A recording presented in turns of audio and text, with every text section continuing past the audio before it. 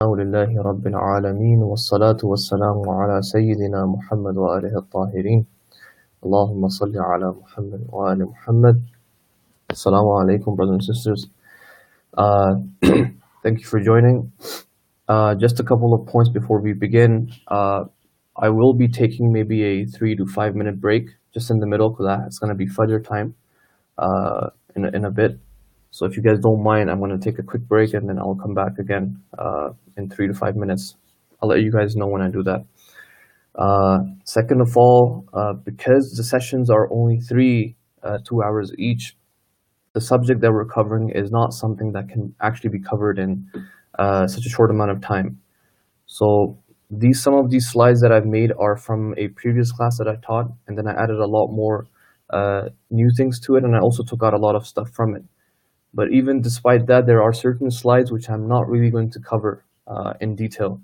Maybe I'll point towards them, and then if anyone has any questions or more want to look at more into it, then they can message me or whatever, find some ways to contact me for that information.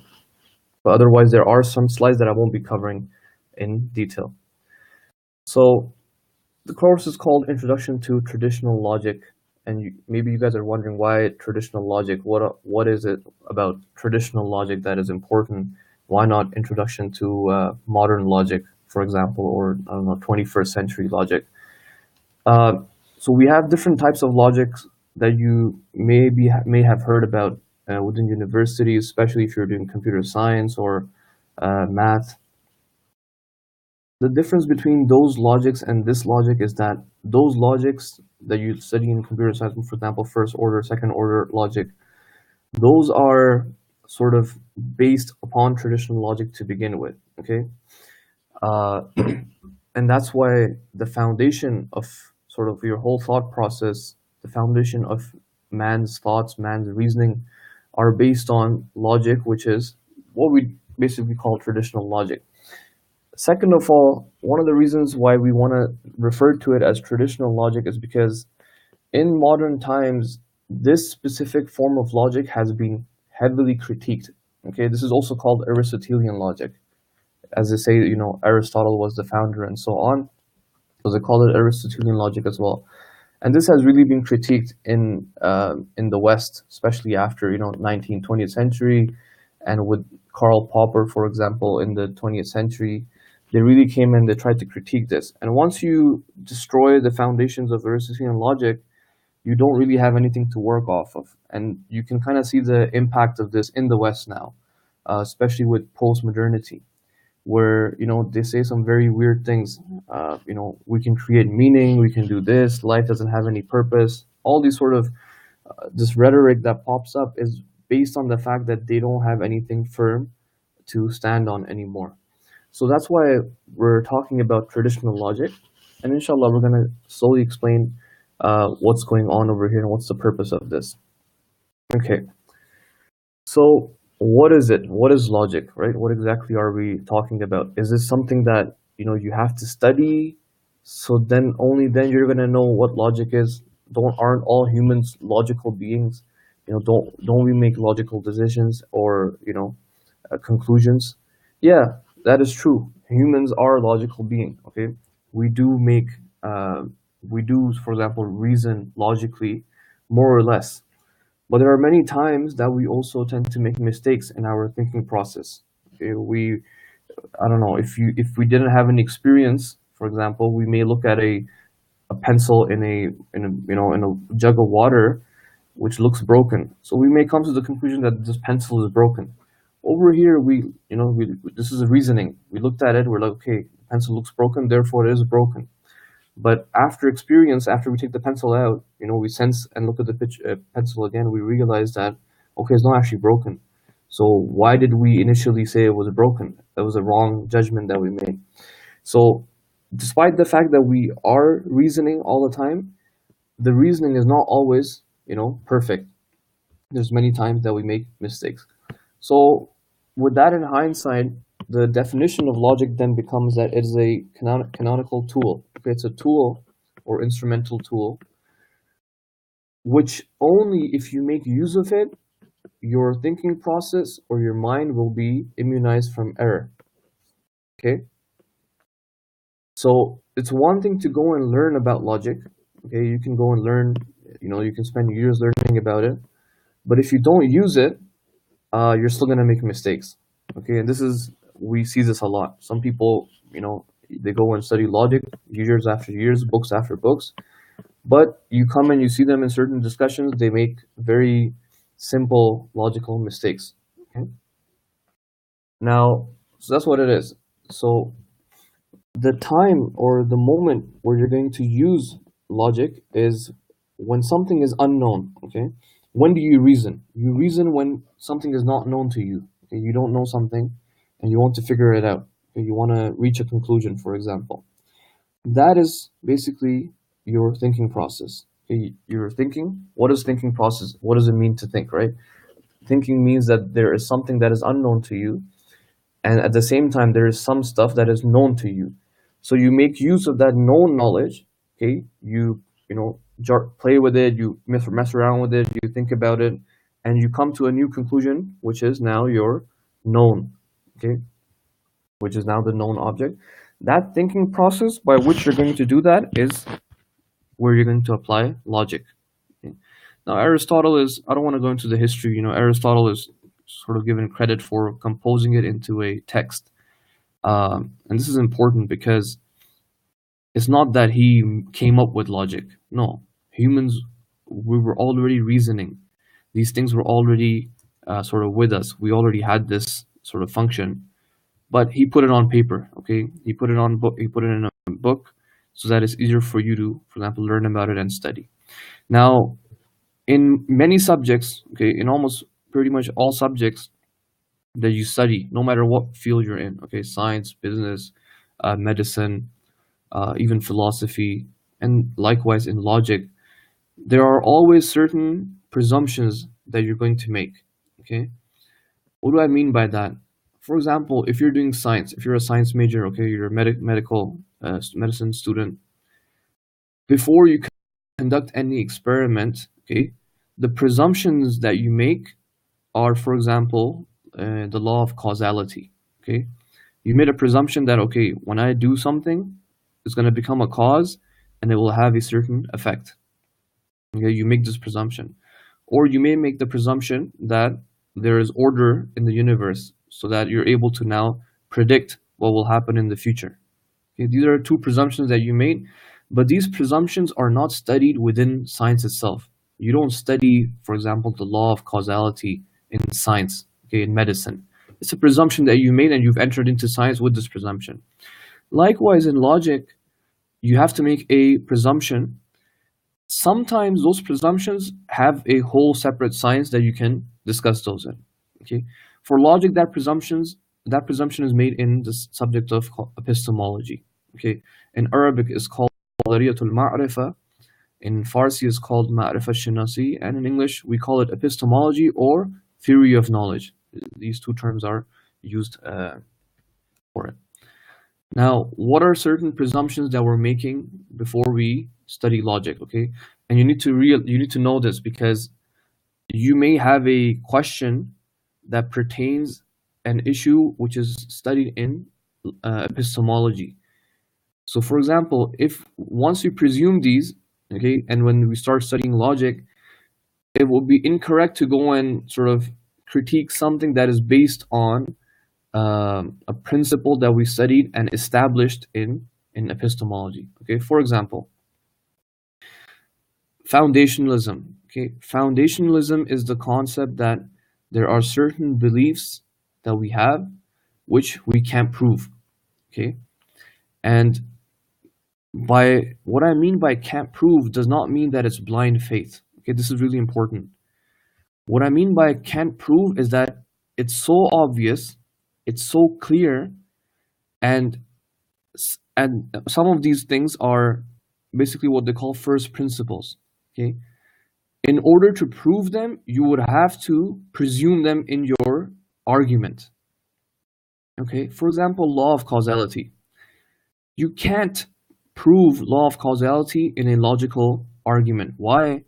Because a logical argument itself is an instance of cause and effect. Okay, you put your premise, You bring your premises, that's your cause, and the effect of those putting those premises together is your conclusion. That's called. So you're already presuming cause and effect even in an argument. So when we say we can't prove it in logic, what we mean here is that it's very obvious. It's very clear. The reason why I'm making this clear is because in Muharram, I was there and I said this to somebody and they thought, okay, well, then that means it's blind faith. We don't really know.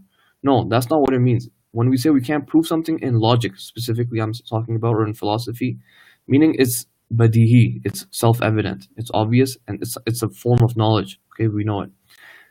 Another presumption that we make is realism, and the fact that when we look at things around us, they're real. Okay, when I see a wall in front of me, that's actually a wall. I'm not imagining it in my head. Okay, then we have objectivity. Okay, there are certain things that we objectively know. Not everything is subjective. Okay, then you have the value of different tools of knowledge. So sometimes we acquire knowledge from the intellect, sometimes we use our senses, sometimes we use experimentation. What is the value of each of these? Is the knowledge that is derived from the intellect greater than the knowledge that is derived from scientific experimentation? These type of questions, they're all discussed and determined in epistemology, and some of these become the basis of some presumptions that you make within logic. Okay. Now, generally, logic was divided into two areas. Okay. Part one is called conceptions, tasawwur or tasawwurat, it's plural. And part two is called affirmations or assents, which is tasdiqat, which is when you do tasdiq and you confirm something. Let me just explain this quickly.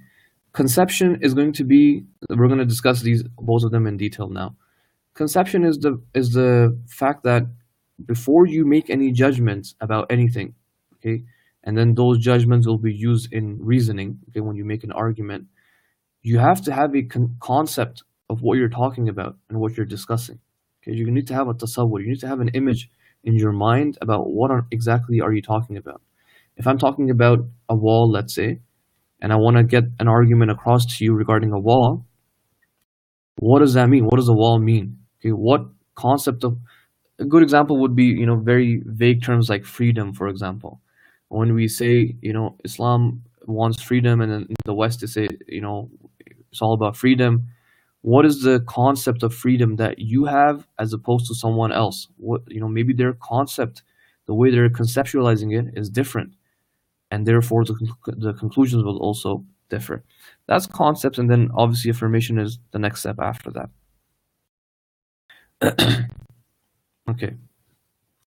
Now we are talking about knowledge specifically. Okay, logic has to do with knowledge, meaning you reason with knowledge, and then you reach a conclusion, which is now a new piece of knowledge. Okay, ilm. Now there are two forms of knowledge that we can think of. Okay, this is one specific division that they do. And I'm going to try to explain this as easily as I can.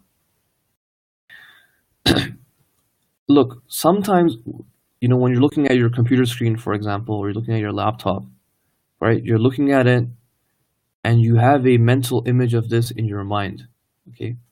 You have a mental image. Even if you look away from it, you can recall it from memory. You can bring that mental image back into your mind, okay? This mental image that you have is called acquired knowledge, okay? Al-ilm al-husuli, it's called. And much of our knowledge is of this type, okay, which is just mental images of everything that we have. But there is a sort of higher form of knowledge, which is called al-ilm al-huduri, or presential knowledge, or knowledge by presence, where you know about things without a mental image, okay, without a medium, without an intermediary. So what do I mean by that? If I ask you, you have a laptop, so you have a mental image of your computer or your laptop screen. You have this mental image in you, in your aql. Now, if I ask you, do you know that you have a mental image of a laptop in your mind?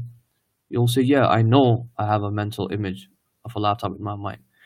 So then I'll ask, you knowing this knowledge that you have of a mental image, is that also now a mental image, or or not? Okay, if you just think about it a little bit, you might say that, yeah, you know what, I have a mental image of that as well. If you say that, then I'll ask the question again. I'll say, okay, do you then also know that you have a mental image of a laptop or a computer in your mind, right? And then I can keep asking this. If you keep saying, yes, I have a mental image, yes, I can keep asking this, and it'll never end. Okay, it'll never end. It will turn to a regression, and that would mean that you actually never came to know. How did you even come to know to begin with? Because it's never ending. Therefore, what we say is that no, we don't actually have a mental image. If you even really think about it yourself, you'll realize that you don't actually have a mental image anymore. That's what's called presential knowledge. You know that you have a mental image simply by fact of that, the presence of that image. Okay? There's no now extra image or mental image in your mind that's telling you that there's a mental image of a laptop. So we have many aspects of ilm huduri with us. For example, our own existence. Okay, our own existence, we know about it through knowledge by presence. Our internal states, hunger, anger, sadness, pain, these things we initially feel through presence. Yes, after we feel them, we can make a mental image out of them. That's later on. But initially, they are presential knowledge. Now, in logic, we don't deal with knowledge by presence. We don't care about it. We don't deal with it. This is actually even something that is discussed in epistemology. That's where this is discussed. It's not discussed in logic. But you'll make the presumptions that some of these things are true, and you'll work with them within logic. The thing that we care about primarily is acquired knowledge, ilm husuli. Okay, so just keep that in mind. Okay, next slide. So this is just a division, the same as previous slide. I made it into a chart. So you have knowledge. Knowledge is either husuli or huduri. Okay, husuli is your acquired knowledge. Huduri is from presence, hadir, that's what it means. So we don't care about that, so ignore that. Husuli, okay, from hasil, hasala, meaning to acquire. Now that is the type of knowledge that becomes two types of husuli itself is divided into two, which I said initially that logic is divided into two. That's what I meant. One is tasawwur, one is tasdeeq. Okay, one aspect of it discusses conceptions, and one aspect of it, of logic, the study of logic, studies affirmations, tasdeeq. Now, each of these also becomes into two. We have two divisions of these as well. Let's see what do I mean by that. Sometimes your tasawwur, your conception, is axiomatic or self-evident. In Arabic, it's called badihi. What do I mean by self-evident? For example, the concept of your own existence. Okay, just the concept of your own existence. Is this self-evident to you? Like, do you have a mental image of your own existence? You'll say, yes, I have a mental image of my own existence. Did you have to really, think about it and figure it out? Okay, what am I like? How do I exist? No, you generally didn't. Okay, or a simple example, for example, a mental image of the sun, right? Sun, which is out in the skies.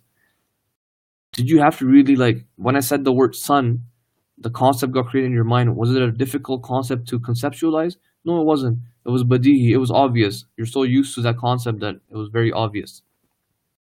But sometimes I may come and say angel, okay, or I may come and say, I don't know, jinn, like a spirit, a ghost. Over here, you have a concept, but it's not very clear. Like, the concept is not very clear. Like, what exactly is an angel? Do we really know? We don't have a very clear cut conception of it. Okay, the concept of the sun is a lot more obvious to us than the concept of a jinn or an angel. Okay, or even concept of God. That's nadari. That's reflective. We have to really reflect over it to figure out how are we going to conceptualize this. Okay, and then likewise when you come to affirmations, so tasdeeq affirmations are basically more than one concepts put together into a proposition, into a statement. Okay, so for example, in conception, I may have the concept of sun, I may have the concept of daytime, I may have the concept of light, noon, whatever. I put all of these concepts together, and I do a tasdeeq of it. I affirm them. I say, it is now daytime outside. See? It is now daytime outside. I took all these concepts, daytime, outside, the sun, all this stuff, I put it into a statement. Some of these statements are badihi. Okay? If you're from Australia, if I tell you it's daytime outside, you'll be like, yeah, it is. I don't have to prove this to you. Okay? It's badihi. It's axiomatic, it's self-evident. I don't have to prove this to you. You know, or if you're where I'm staying, it's like early in the morning here. You don't have to prove to me that it's dark outside. But sometimes I'll say, you know, God exists, angels exist. I don't know, the Mount Everest is I don't know how many thousands of feet. These are not obvious to you. I have to come and prove them to you, or you have to think about them. You have to research a little bit. Okay, does God really exist? Okay, I have the concept of existence. I have a concept of God. Okay, but how do I know they exist? Like, what does it mean for God to exist? I don't know this. So now you have to go and reflect over it. Okay, so this was the distinction. If you guys have any questions, please just write them down so that I have them in the back of my mind. Let's write them on chat and I'll read them inshallah. So now we want to begin with the first section, which we said was conceptions. Let's see what we have here. Within the discussion of tasawwarat, okay, section of conceptions, there are a couple of different discussions that we do. Okay, the first discussion that we need to do concerns words. Okay, just words. And you'll be like, what do you mean? The reason why logicians tend to discuss words is because one of the reasons you're going to end up using logic is to formulate arguments. Okay, those arguments are then going to be conveyed to other people. Okay, you're going to write them down, you're going to either say them, you're going to do something with them. Okay, they're not just going to stay in your mind as concepts. Now, in order to get these concepts across, you have to do it through a language that, you know, people understand. And that's where basically words come into play. You have to put those concepts in words. And when you put them in words, therefore we now have to go, you know, really look into a bit more detail as how words work. How does a relationship of a word with its meaning, how does it really work? Okay. By the way, I want to mention one thing here. This is obviously an introduction. Okay. And what I'm explaining here is sort of the popular view, okay, within the Hausa. This is not to say that these things by our own scholars, they haven't been critiqued, they haven't, you know, discussed them in more detail. There's a lot of details here, okay, in pretty much every slide that I'm covering. There are a lot of details. Okay, there's a lot of criticism on some of these points. Some of them don't agree with some of the stuff. Some of them say, well, you know, there's extra divisions here, masalan, for example. I'm just trying to get you guys exposed to what exactly the discussions are. Okay, if you have certain questions or critiques, okay, maybe you can share them. And it's possible that that same critique was done by a scholar already, you know, because some of the things may sound a little bit weird to you guys. Okay, if they do, you know, don't worry. There are, you know, you can critique these things. It's your logic is not something. It's not a taqlidi science, as they say, right? It's not something that you can do taqlid in. It's your own intellect. You have to really think about these things a lot, okay, hours and hours. You have to, you know, really reflect upon these things, and then you reach certain conclusions. But I'm just saying this stuff which is mainstream, okay, sort of not even mainstream, like popular, basically. Anyways, I just want to mention that. So that being said, we have four modes of existence. One existence is external to you, okay, all the stuff that is around you. Your laptop, your wall, your chair, your clothes, everything that is around you, these are called external existences. Or more specifically, the term is extramental reality. That's what it's called. Another type of existence that you have is your mental existence, which is what we said initially are your concepts. Okay, all conceptual knowledge is mental. It's a type of existence. Okay, it exists. Your concept is actually existing, but we call it a mental concept. Okay. Then you have a verbal concept, verbal existence, which is now your vocal expression. Okay, when you come and when I'm saying these words, like you can't see anything because you don't see, like, you know, the letters popping out of my mouth. There's sound waves, okay, carrying it to my microphone all the way to wherever you guys are sitting. But these words, when you hear them, okay, they create a meaning. Okay, there's a meaning that is being created every time I say something. Okay, so that's the verbal existence. Okay, my words, okay, they're actually an existence, and their meanings are also existing. Okay, and then lastly is the written. Okay, which is the same. You take the verbal and you turn it into words, and this is usually done for people who there aren't present around you. Okay. So guys, give me 2 minutes or 3-4 minutes. Let me go pray because this is going to be important. And once I pray, I'll start going into this. And if you guys have a pen or a pencil, I hope I would suggest you write this stuff down because this one's going to become an important discussion. This one of signification. Just give me 3-4 minutes, inshallah. Sorry.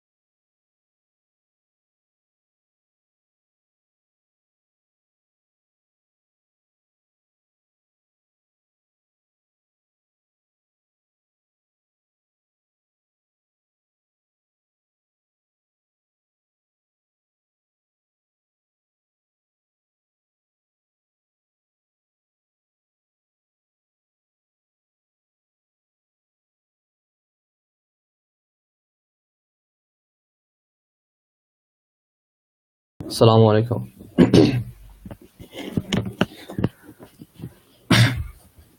Can these modes of existence differ depending on a person's epistemology? But Kumar, I don't understand the question exactly. Because the modes of existence, we're just talking about what is actually out there, what we're seeing, right? We're seeing that okay, there's a reality around us. Okay, that's the type of existence. By the way, all of these things are in essence they're all existence. Okay, we're just differentiating them so that we have a better understanding of each of these different types of existence. One is the external reality, one is your mental image, one is the vocal and the written, right? Like for example, the written existence that we're talking about, it's actually still external existence if you think about it, right? The words are, what's the difference between writing a word on a book than the book itself? It's still external reality. But the reason why we're discussing it, why we're making it, a point of differentiation, is because we're going to make use of that specific type of existence in the discussion that we're about to do right now, for example. It's just to make things a little bit more clear for ourselves. Otherwise, all of those things are external existence. Even the conception that you have in your mind, right? Technically, it's the same existence as external existence. There's no such thing as internal existence, or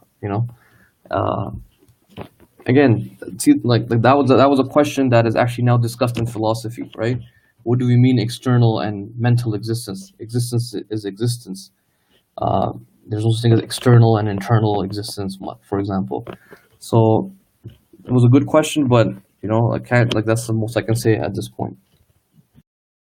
Okay, now this is going to be really important. I was doing logic, I believe, not this summer, the summer before that at my mosque in Toronto. And this was one of the things I covered with them. And I was trying to explain to them that when we try to read some of these books, Islamic books that we have by our scholars, a lot of them tend to use, jargon or terminologies that are studied within Islamic sciences. Okay, logic, philosophy, usul, fiqh, different sciences. And sometimes when we read the English translation, right, we may read a word and we may think we know what the scholar is talking about, but actually we don't, because examples I gave were from Al-Mizan, Tafsir al-Mizan, okay? Allama Tabatabai, this specific slide, just this one slide as an example. From this one slide, just the last box that you see, okay, where it says verbal and then it says association. Just for that one box, I went through about 30, 25, 30 different examples where Allama has used this specific concept to discuss a certain, different verses. And then I brought the Al-Mizan English translation, which is online, right? And I just read the English translation for the brothers and sisters. And I think it said something else. It said like necessary or, verbal association. It said something like that, whatever the English translation was. And I asked them, like, what did you understand from this, right? And you don't really know what that word means in the tafsir. And after I explained this chart, then a lot of those verses and even the English translation starts making sense, because now you know what the scholar is talking about, okay? Because there's a whole science that the scholar is sort of taking for granted and then coming and talking about it. But the audience, because we aren't familiar with Islamic sciences, right? Maybe in Eastern countries, they're used to hearing some of these terms, okay? Whatever the Arabic terms or the Farsi terms for these things are, they're used to it. Even the laymen, a lot of them have heard some of these terms. So they know generally, more or less, what, Allama might have been saying or not. But for us, because we're not used to it, okay, we're not familiar with the Arabic or the Farsi, and then these terms are sort of strange for us even in English. When we read the English translation, we don't really know what exactly is being said, specifically or precisely. So this is now an important discussion. Let's see. This is called ad-dalala, okay, signification. What is signification? It's simple, okay? When you come to know of an existence, okay, anything that is existent, anything, okay, the moment you come to know of it, if because of the existence of that thing, your mind transfers to something else, this process is called ad-dalala. Okay? So this is the process. Now, when we start breaking it up, it's going to become a little bit clear what we mean. The first that we have is called, so there's three types of dalala significations, okay? You have the rational, which is the aqli, you have the conventional, and then you have the sort of the natural signification. I'm going to give examples for all of these. The rational one, to put it very bluntly, it's, cause and effect based. All of these are cause and effect, but the rational one is sort of a real cause and effect. As an example, if you're sitting in your chair right now and you hear someone knocking on your door, okay? You hear a knock on your door, you have now come to know of this knock. Okay, you came to know regarding the existence of this knock. Now you know this knock exists. But what happens? What does your mind tell you right after that? It tells you that there is now somebody behind the door. Okay, there is somebody who's knocking on the door. Why did you do that? How did your intellect go from the knock to saying that there's someone behind the door? Because you say there's a causal relationship between a knock and someone being behind the door, because that door is not going to knock by itself. Okay? Yeah, you may say, okay, well, the knock could have been, I don't know, like a stone or a rock or a bird hitting my door. Yeah, those possibilities, we're not denying those, sort of rational possibilities, but adatan, in general, that's not what it happens. Generally, it's someone behind the door. Okay, so ignore those, rare cases. We're talking about generally. This is a rational dalala. It's called dalalatul aqliya. Okay, your intellect tells you that there's a causal relationship between a knock and someone behind the door. Okay, that's the dalala.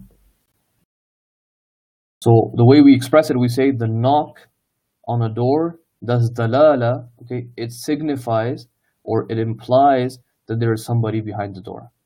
That's how you're going to express it in words.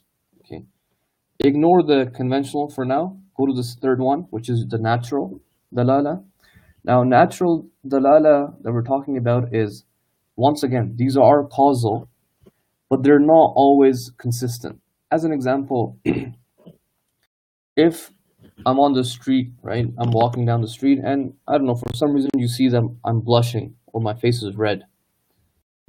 You look at the redness of my face and you say the redness of his face signifies that he is, sick, or he's blushing because he's shy or something. I don't know, right? He's embarrassed, and therefore his face is red. Now, this is correct. Okay, this is correct. Now the thing over here is that not everybody turns red when they become embarrassed or when they're shy or when they're sick. Not everybody's cheeks get red. Okay, so that's why this is called natural. Like naturally, it may happen. Someone's body may react to some of these things in a certain way, and of course it's causal, but it's not always the case. Okay, these two, that's the most we need to explain for this session. Okay, we don't need to go any more detail. What's more important is this conventional one. What do we mean by conventional? Conventional means that the thing which will sort of signify another thing, the relationship between them is not, the causality between them is not real. We are giving it that notion of causality. Okay? Once I give examples, it'll become clear. Let's go to the non-verbal one. And by the way, if you remember, we're going to talk about the verbal one in logic. We're not talking about the rational, the natural, non-verbal. We're talking about specifically the verbal, but we're going through all these as an example, so it becomes clear. Non-verbal are basically when you're stopped at a traffic light. Okay, you're driving, and you all of a sudden you see a red light. You see the red light. You become, aware of its existence of the red light, and what do? You stop. Okay, why did you stop? You stopped because you told yourself that the red light signifies that I must stop. But who came up with this? Like, is the red color, like, from the time it was created, that's what it meant? Is that what the red color red meant? No, that's not what it meant. Red doesn't mean anything. It's just red. But we, as humans, we came and we made a convention with amongst ourselves. We said that, look, every time from now you see a red light, that means you're gonna have to stop. Okay, it's non-verbal. It's just a sign. So all signboards, all of these sort of isharas, for example, movements, sign language, for example, is non-verbal, conventional, right? Like every sign, every letter has a certain sign, and people understand. Okay. What we care about right now is this last one, verbal. This has to do now with words, okay, specifically. Guys, look, sometimes we use a word, okay? We can use a word and it can signify something in three different ways. Sometimes I may say, I sold my house. Okay, I sold my house. Let's focus on the word house. Okay, what does the word house signify? Okay, what was the word house coined for? For what meaning? Okay, the word house was coined, or it was sort of made for the term that is inclusive of everything. For example, the garage, the garden, the roof, the kitchen, the basement, everything. Okay. When I say I sold my house and I intend by it every single aspect of it, that's called a complete signification. Okay, my dalalat, my signification is completely in accordance with what the word means. Nothing more, nothing less. Okay, so when I say I sold my house, I mean I sold everything that you can think of which is inclusive in the house. Okay, nothing less and nothing more. But sometimes I may come to you and say, brother or sister, my house burned down. Now, when I say my house burned down, remember the word house is coined for everything, right? The garden, the garage door, the kitchen, the bedrooms, the basement, everything. But what I actually intended when I said my house burned down was maybe, just the bedroom or just the kitchen. Okay, there was a fire in my kitchen or my roof, for example.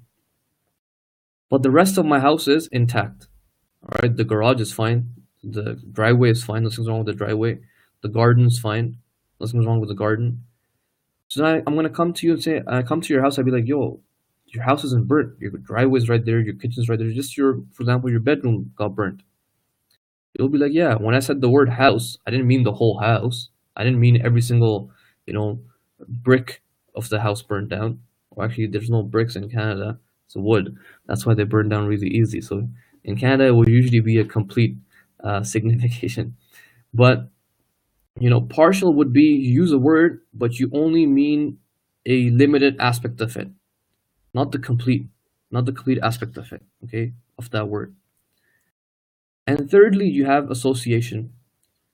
Now, this is also important, and this is what I was talking about that Allama uses a lot in Al Mizan, and all the scholars they use this a lot. If you come to my house and you say, Brother Ali, can I have some tea? I'll say, okay. I go to the kitchen, I put some tea in a cup, and I bring it to you. And then you say, where's the sugar and a spoon to sort of stir the sugar? And I'm like, well, you asked for tea, you didn't ask for sugar and a spoon. You're gonna be like, okay, well, when I say the word tea, I usually imply, and it usually signifies by association, okay, that you're gonna bring sugar and a spoon with it. Why? Because in our sort of practice, in our society's practice, when you use the word tea in this sentence, by association, the sugar and the spoon are associated with that tea, the word tea. Okay, so now if you think about it, the spoon is not the tea, and neither is the sugar. Sugar is not tea, and spoon is not tea. But with the word tea, you also imply two other words, the sugar and the tea. Okay, and this dalala is usually only understood by those people who are sort of accustomed to it. Okay, maybe in some countries they don't bring sugar and tea, as sugar and a spoon. Okay, maybe they have sugarless tea all the time. Over there, if you say tea, they will literally bring tea. It will be a complete signification. Okay, it'll be complete. Now, I have a couple of questions regarding this, just as a test. Like just to see if you guys understood. Let me see if you can do it right now, just for 5 minutes, not too long, just for 5 minutes because we have to continue as well. So if I say, for example, a question mark, okay, this question mark that I'm putting on chat, when you look at it, what does it signify, and what type of a signification is it? Okay, that question mark means something to you. When you look at it, it means something to you. What type of a signification was it? You can just type it, I guess. No, not verbal, Kashif. It's non-verbal because it's a symbol. Non-verbal are all symbols, basically. Yeah, symbols and signs and movements. Yeah. Okay, so that was non-verbal. Good. Now, if I say I painted my house, yeah, that's fine if it's written. That's fine if it's written. Even signboards, a lot of things are sort of drawn or written, right? But by non-verbal, we meant like symbolic things. Yeah. So I painted my house. Okay, you either saying partial. Yeah, partial. Because usually, no, it can't be complete. Because usually, when you say I painted my house, you generally mean the walls of your house. Okay, so you actually painted the walls. You didn't paint your roof. You didn't paint your, I don't know, driveway. You didn't paint the grass on your garden. You painted your walls. Okay. Mm, Okay, this is a good one. We're in Muharram Arba'in, Safar. The signification of the black clothes on mourning, the fact that you're mourning.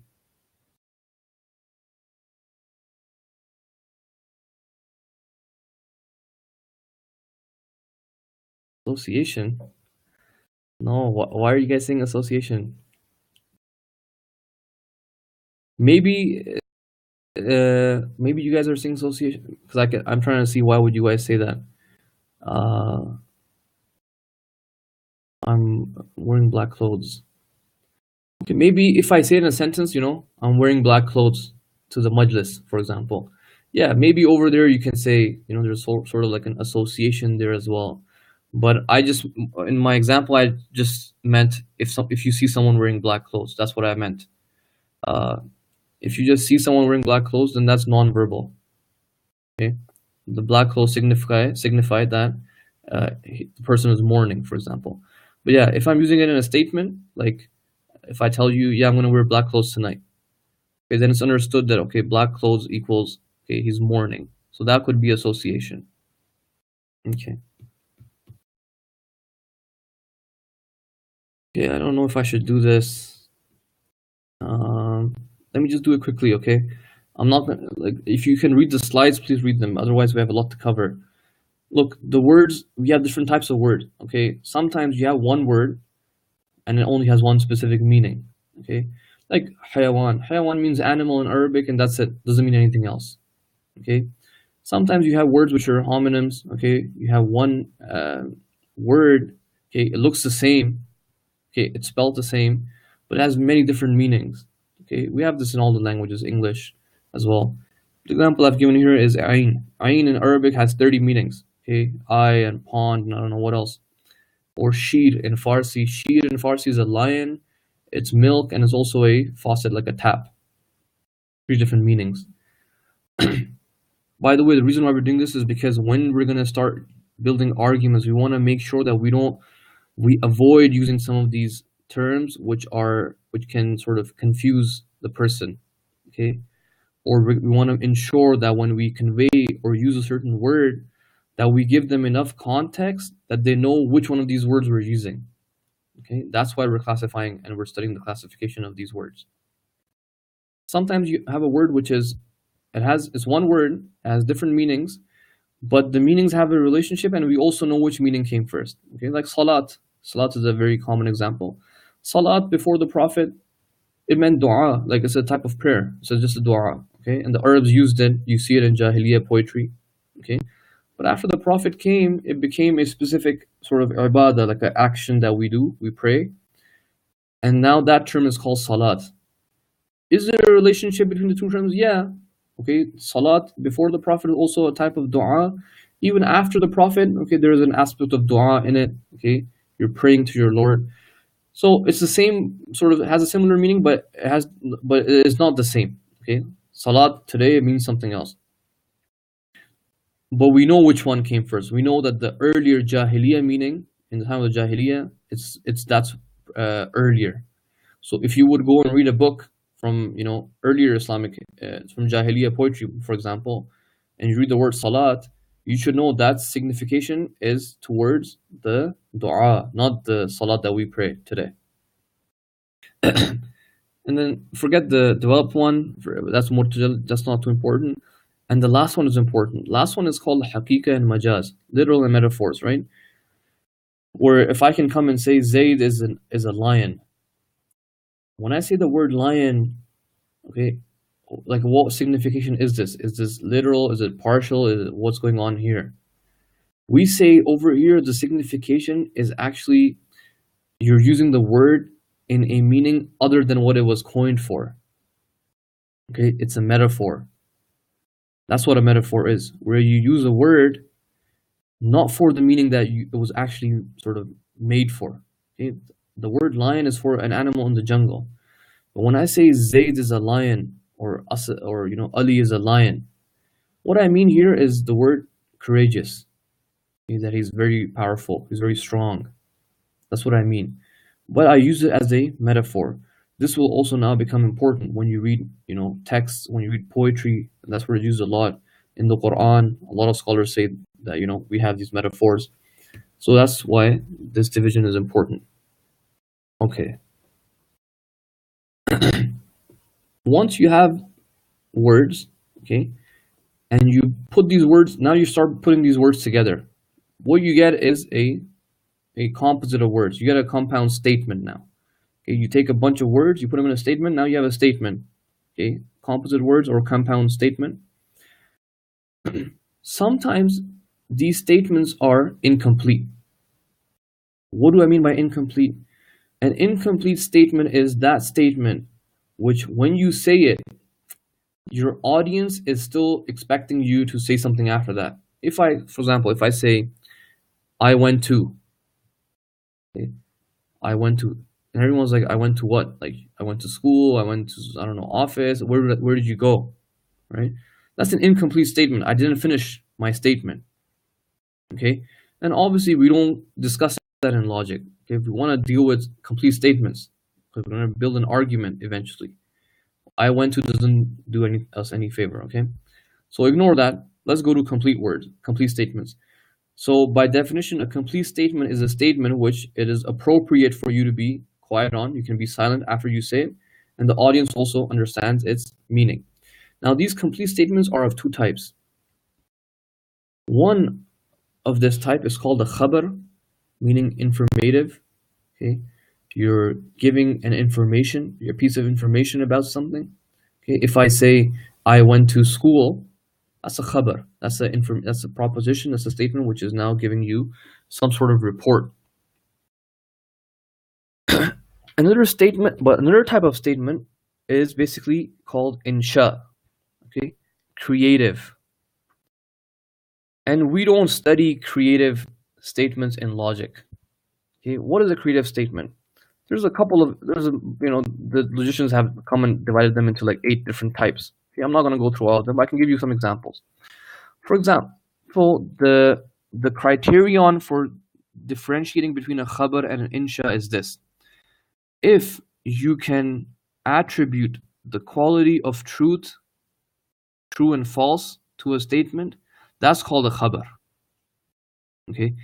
When I say I went to school, is it appropriate for you to say that's true, that's false?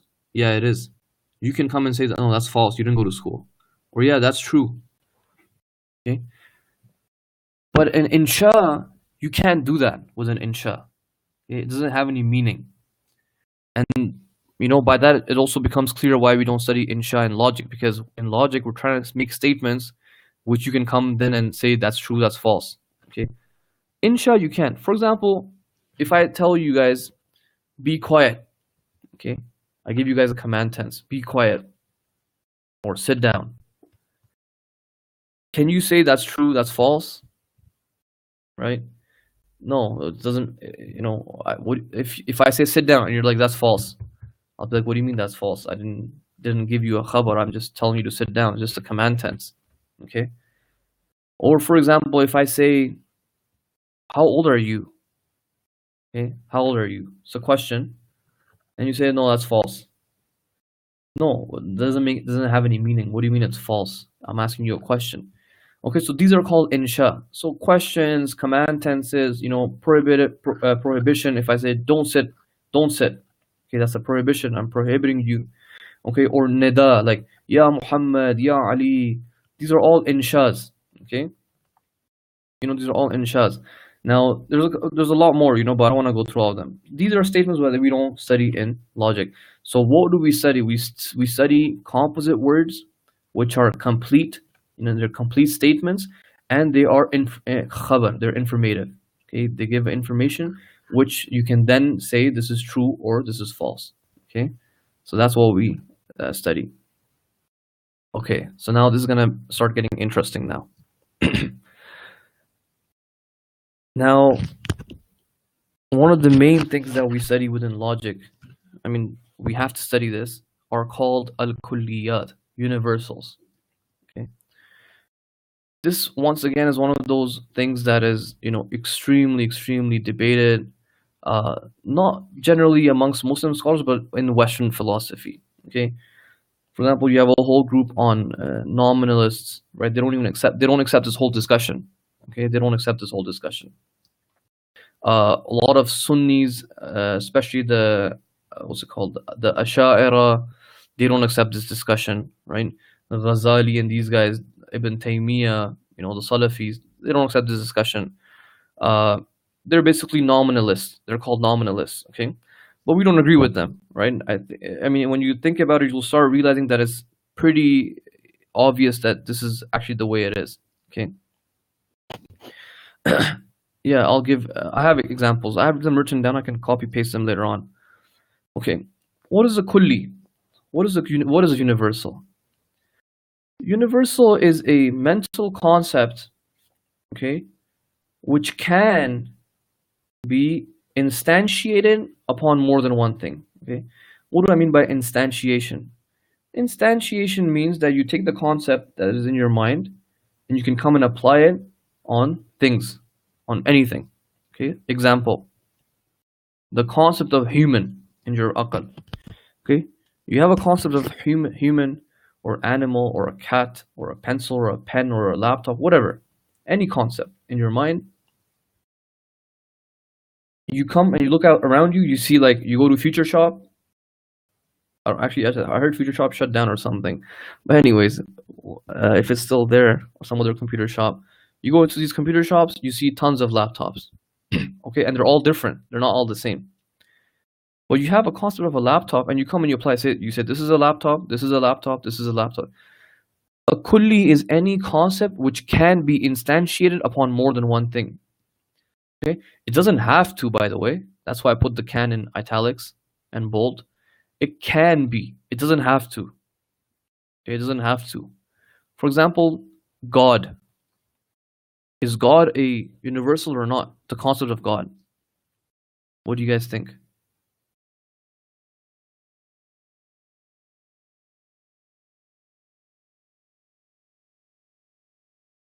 Particular?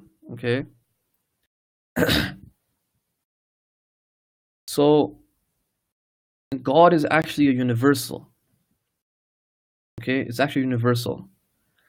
Why? Because we say a concept which can be instantiated on more than one thing. But the reason why the sister said particular is because she's saying, well, there's only one God. Yeah, there is only one God in reality. But when we're talking about universal, we're not saying how many instances of it there are in the kharij, in reality. We're just saying, can it be instantiated on more than one thing? We say, yeah, look at the Hindus, right? Or any other sort of people that worship more than one God. They take the concept of God and they come and say, this is a God, this is a God, this is our God. They have hundreds of gods. Okay? So you can definitely take that concept and apply it on more than one thing. Now, what do we say? We say, yeah, the word God is kulli, the concept is kulli, but there's only one instance of it in the kharij, in reality. So it's a universal. A particular would be any concept which you sort of bring where you can bring the word this or that. Okay, anything that sort of limits that concept becomes a juz'i. Again, we don't sort of concern ourselves too much with this, the juz'i one, but there's any concept which can't be applied on more than one thing. So this laptop, which is in front of me, the concept of this specific laptop, I can't apply it on anything else. Okay, because this is the only laptop that I can apply this mental concept to. Okay, this is not so important. What's important are the next two terms, which are called mafhum and misdaq. Now this is very similar to the universal that we spoke about. Mafhum is your mental concept. Okay, mafhum is the mental concept. That's it, like there's nothing more to it. Misdaq is the instance, okay, that you apply the mafhum to. Okay, the mafhum, for example, is of that of a human. The misdaq of it is the human that you see outside. Okay, you look at me, you're like, yeah, this person is a human. So what you did over here is you took your mafhum, you took your concept which was in your mind, and you came and you applied it outside, which is now called an instance. This is an instance of a human. This is an instance of a cat or a pencil or whatever. Okay, these terms are important to learn because these terms are usually used in books. Okay, and when they're used, you should know what they mean. This is what it means. Especially mafhum and misdaq and kulli, these are used a lot in many of our books. Okay, this again is also not so important. It's just an example to show how universals work, right? So you can have existence. Under it, you can have either material or immaterial. In material, you have body. Sometimes the body is a growing body. Sometimes it's non-growing, like rocks and stuff. Non-growing is like angels or whatever. And then you have the growing body is. Sorry, I made a mistake. The stones should be under non-growing. Okay, that's I don't know why I put that there. Growing body either moves with will or doesn't move with free will. If it doesn't move with free will, then it's like plants. Okay, plants grow, but they don't have free will in that sense. If they move with free will, they're animals. All of these are kullis, by the way. They're universals. You can apply all of these concepts on different things, on more than one thing. You have animals, and then animals are humans, cows, birds, and then humans are Ali and Zayd. By the way, the reason why we're calling humans as animals is because of the classification. That's how it's done. Okay, the humans are classified as animals, but a specific type of animal. Okay, haywan natiq, they say, a rational animal. So this was not so important. Okay, now this is important. Actually, this is so important that pretty much all of Islamic philosophy, particularly Shia philosophy, has altered just because of this one slide from the time of Mullah Sadra. So this is a little bit important. So you remember those mafhums that I was talking about, the concepts? Sometimes you have a concept, okay? Let's just take the concept of a wall, okay? And you now apply the concept to its misdaq, to its instance in the kharij, okay? You say this is a wall, that is a wall, there's another wall somewhere else. And the way you're applying this term wall is equal, okay? There's no variations in terms of the concept's application. Okay, you don't say that this wall is, I don't know, waller than that wall.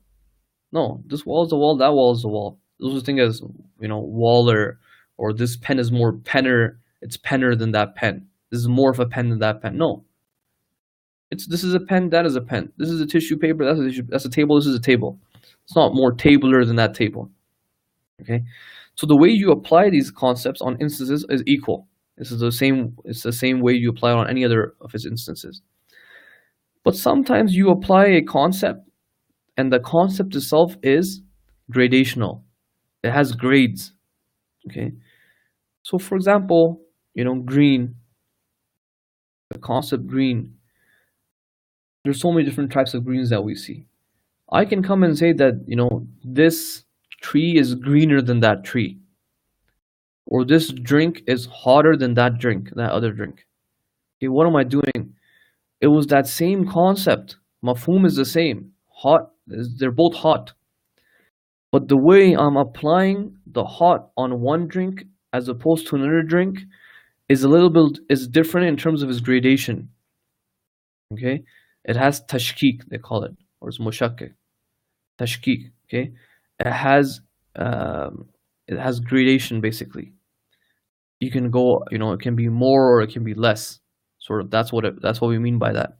Now, this is obviously maybe the importance might not be so clear initially, but it's actually very important.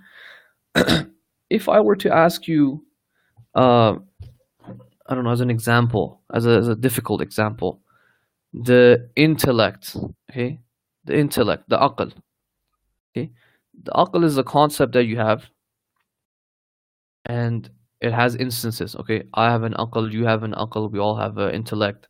Okay, is this the first one, which is it's called mutawati. The first one called mutawati. I don't want to scare you guys with the English univocally applicable universals.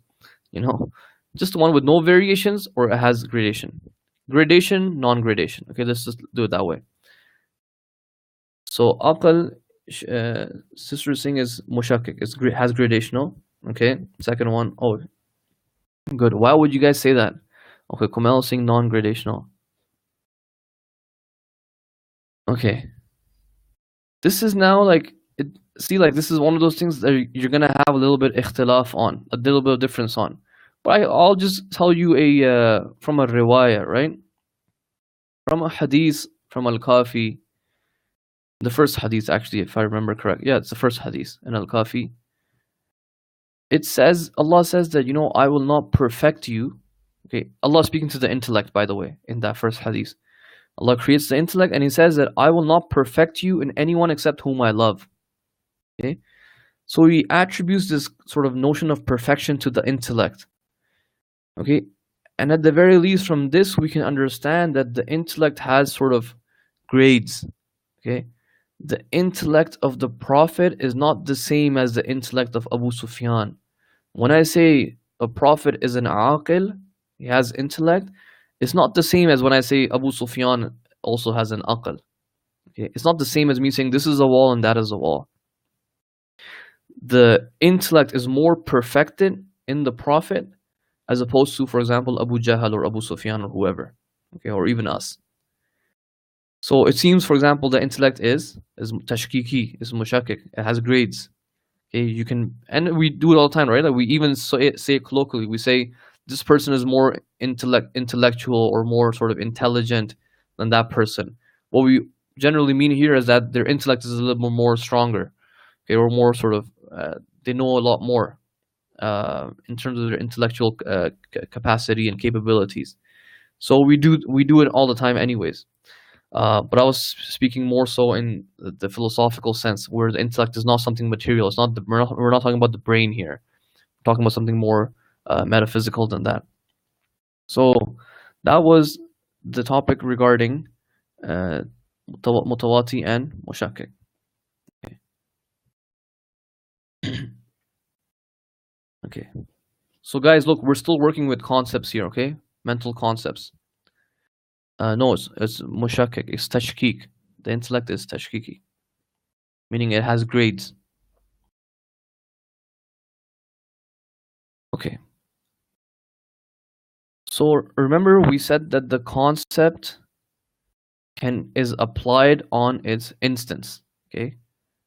It has it's instantiated basically. Now the way you instantiate these concepts, there's 4 possible relationships that you can think of over there between one or more concepts. Okay, 1 or 2 concepts, 2 concepts at least. For example, you have a concept of a rock and you have a concept of a pen. You have 2 concepts and you come and you apply this concept of rock on an object and you say this object is a rock, and then you come and apply the concept of a pen on another object and you say that object is a pen.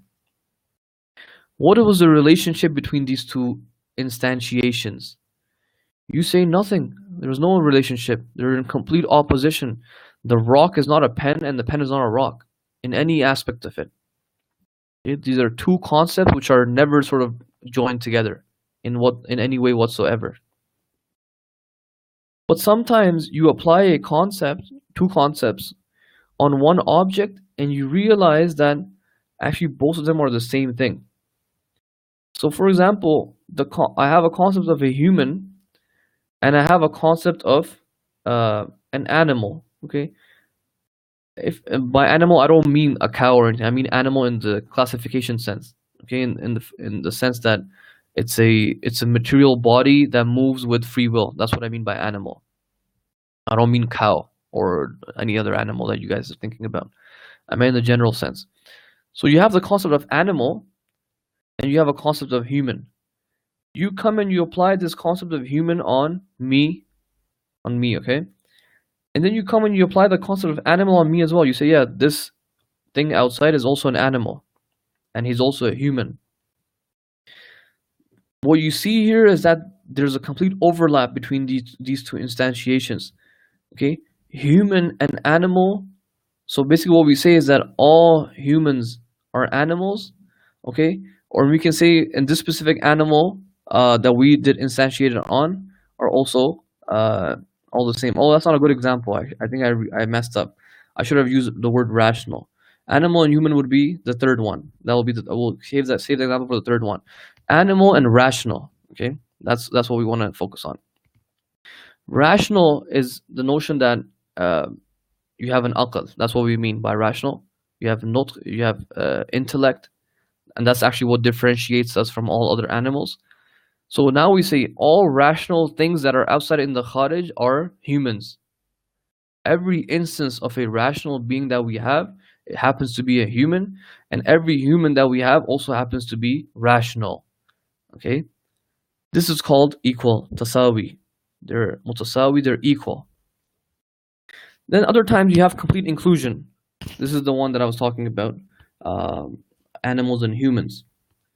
What we say here is that one concept is inclusive of all the individuals of the second concept, but not vice versa. Okay, so humans, all humans are animals, but not all animals are humans. Okay, all humans are animals, but not all animals are humans. This is called complete inclusion, meaning humans are completely included within a greater universal, greater mafhum. But that greater mafhum, not all of its instances happen to be humans. Some animals are also cows, some animals are also, I don't know, monkeys. And some of them also happen to be humans. And therefore, all humans are animals, but not all animals are humans. And then the last one is called partial inclusion, where, for example, you have two concepts such as bird and the concept black. Okay, let me just go to the next slide so it's easier to visualize. You have a bird and you have a black.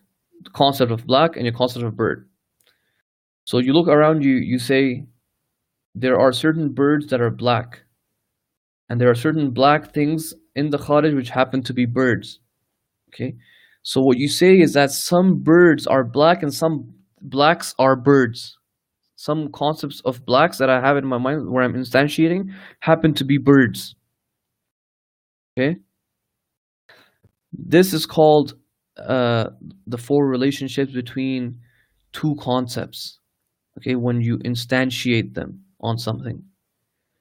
Okay, I don't know how clear this was. If there's any questions here or anything, please feel free to ask. Okay.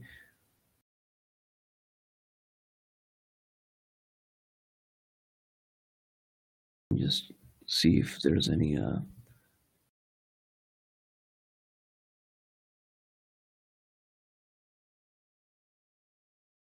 sorry.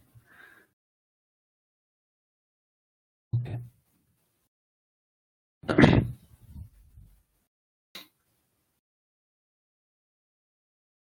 Yeah. So let's just say this. I'm going to give an example. You have a fox and a goat.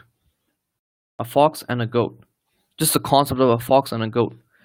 What relationship do these two concepts have when you instantiate them in reality?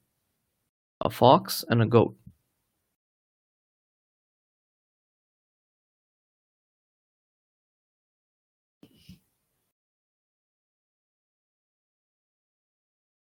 Yeah. It's not equal. It's complete opposition, right? Because no fox is a goat and no goat is a fox. Okay. Now, how about I don't know. Yeah, they're both animals, but if I would have said fox and an fox and animal, then you could have said complete inclusion. But equal is basically when they're both one and the same. For example, animals, not all animals are foxes and goats.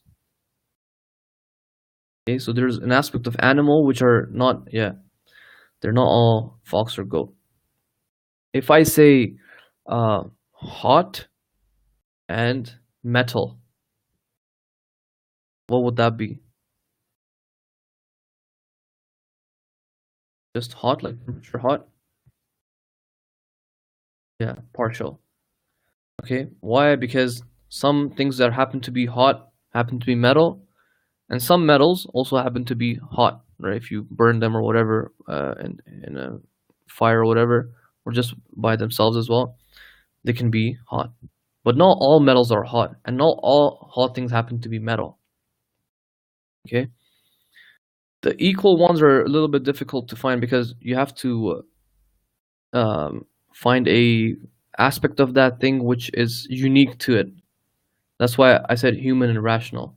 It's unique to it. Maybe I can say, for example, um, I don't know, humans and laughter.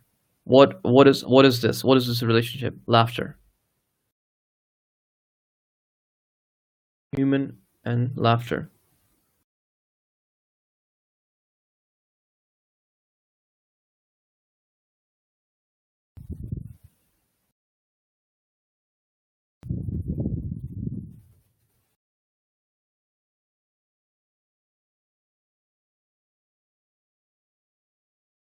Yeah, equal. Unless someone comes and says, well, you know what, monkeys laugh as well, or other animals laugh as well, but uh, you know, that's like, I think you can dispute that or whatever, but technically, we'll say laughter is a quality that only humans, you only see them in humans. Uh, and all humans also happen to laugh as well. Again, these are examples, right? So you can maybe critique some of the examples. We don't want to get stuck on examples too much, just to kind of uh, make it clear, basically. Okay. Okay, this was basically the last slide that I want to do today. Uh, and I actually still haven't figured out how I'm going to cover these specific slides. I might even just have to freestyle it a little bit, so just to make it a little bit easier.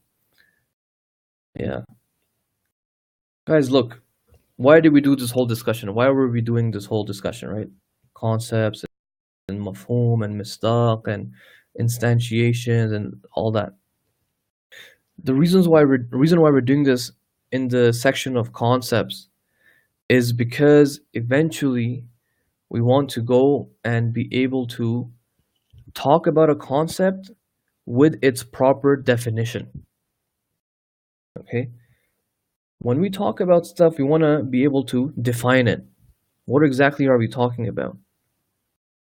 Now, in logic, what the logicians do, they're going to come and say that you have these 5 specific types of universals, and it is only through these 5 universals that you can actually define something. Okay, depending on how you place them, whatnot, how you combine these 5 things, 5 universals. That's how you're gonna get a definition about something. Okay, and why do they want to do this? The reason why you want to define something is because you can then have a conversation about it, right? One of the main issues that we see today is the disputes that you're seeing today are generally because the way words are being used, the way I'm defining freedom is not the same way you're defining freedom. And now therefore there's a huge, argument happening over it, as an example, or any other concept. So we need to see, how do we define things. Now over here, I'd rather just kind of, engage you guys, because if I get into this, like, I didn't want to get into this, because there's a lot of, even amongst our own scholars, there's a lot of criticism on this, whether this is even possible, it's not possible, but just sort of engage your minds, right? What do you guys think? Okay, if I want to, like, how do you feel you can define something? Okay. By the way, can you, I don't know if Sheikh Hasnan, like, can the participants also talk if it's easier for them, or like, I don't know how that works, if they're allowed to talk or not, to participate. But if not, then you guys can maybe type as well. Like, how do you guys believe or feel that you can define anything? Okay. What do you guys think?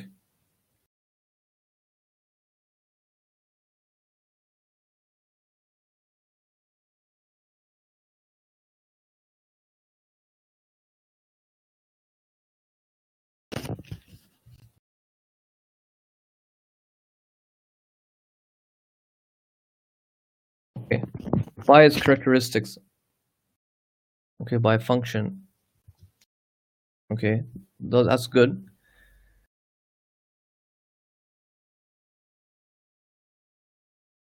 By what it isn't. Wow, these are really nice answers, by the way.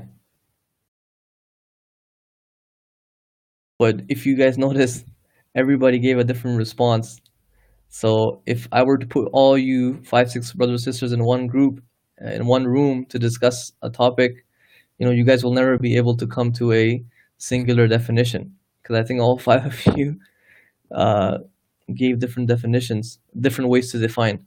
Because, for example, by function, you may define something that is completely different than, I don't know, maybe the characteristics of something or the essence of something, or by what it isn't. Okay, by what it isn't is really vast. Okay, for example, how do you define God? Okay, if you define God by what he isn't, then he isn't a lot of things. Okay, a lot of things he isn't. Or function.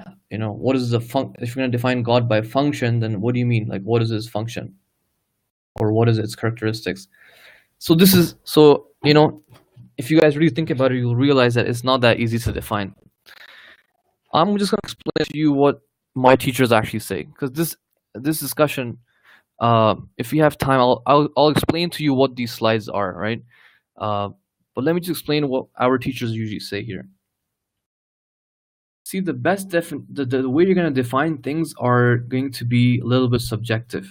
Okay, if you have an apple, okay, I want to define an apple. The way a farmer is going to define an apple might be, an apple is a fruit that grows, I don't know, in this season after the crops are, I don't know, like how are these guys grow apple trees or something. Okay, I have no knowledge about it. But so that's his definition. That's what he understands an apple to be. It's a fruit that grows in this specific season, okay, on this specific tree.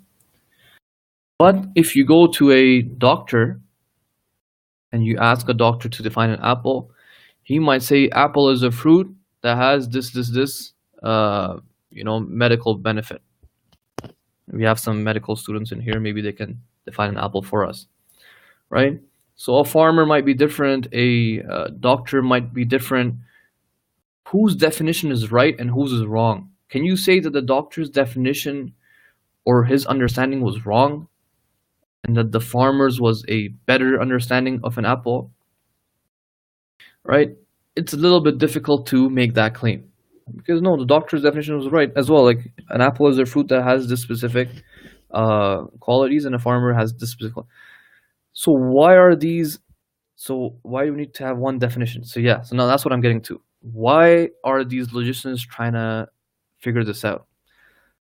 Because the thing is, when you define something in a way where it is not exclusive of things that it isn't, or it is inclusive of things that it isn't. So for example, when the doctor says an apple is a fruit that has this medical benefit, these medical benefits, we say, is the apple the only fruit that has this specific medical benefit? Right? The doctor might say no. If you have an orange, oranges also have this benefit, or that other fruit also has this benefit. Or a farmer might say an apple is a fruit that grows in this specific season. So we say, what, out of all the fruits in the world, like, is the apple the only fruit that grows in this specific season? He'll say no. Actually, you know what? Like, I don't know, lemon also grow in, I don't know, lemon's a fruit or what? I don't even know. But whatever, lemon also grow in this. So actually, that's a good point. Lemon, whether it's a fruit or not, I don't know. Somebody tell me. If it's not a fruit, that's a good way to say that. Okay, there's something that also grows in this season, but it isn't even a fruit to begin with. So why are you saying just an apple grows in this specific season? Okay. So if it's a fruit, then you say, why are you saying only an apple grows in this season? Even a fruit grows in this season. And if you start, so now you should realize that, okay, defining is not easy, but at the same time, if your definition is inclusive of things that it isn't, and it is exclusive as well of things that it should be but it isn't, then you're gonna have issues again. Okay. Now, it was this challenge, it was this issue that they were dealing with when they decided to come up with whatever you see on your slide right now. Okay, I'm gonna explain what they're trying to do over here. What they're saying is that, look, in order to determine the sort of the ultimate definition of a thing, you have to get accustomed to these concepts. One of them is called the species. Okay, species is your know. The species is the thing that you're going to actually end up defining. Okay, when I say, what is this? Okay, so I'm looking at Zayd, Omar, Khalid, Osman, whoever, and I'm looking at these group of people and I say, what is this? I'm not saying who is this, I'm saying what is this? I'm asking about their sort of whatness, their quiddity. That common reality which is being shared between these people, you'll say they're humans. Okay, you'll say these are humans. That's going to be your species, and you're going to have to, so we're presuming that we're going to define a human. We'll say, what is it? We'll say it's human. Now, what is a human? In order to define a human, they'll say the first thing you're going to have to bring is its genus, the jins. What is the genus? That is a common reality shared between a group of individuals across the span of that species, of a specific genus. For example, you have Zayd, Omar, Osman, but you also have now cow, monkeys, donkeys, elephants, whatever. You know, there's a specific group. Okay, there's a specific genus to these things, which is commonly shared.